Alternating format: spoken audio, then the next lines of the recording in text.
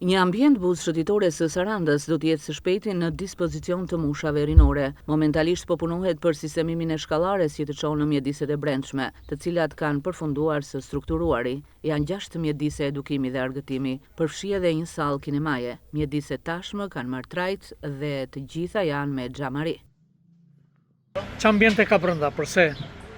Salla, çfarë ka? Salla interneti, kinema. A edhe kinema, ha? Sa janë gjithsej, sa mjedise? Janë 2, 4, 6. 6 mjedise. Kur e kini për ta dorëzuar si ndërtim? Ka këtë muaj, ka fundi muaj. Po punoni me forca të mëdha. Brenda kanë mbaruar. Brenda kanë mbaruar. Kanë mbaruar, po. Vetëm mobilimi do vinë porositë, të gjitha do vinë.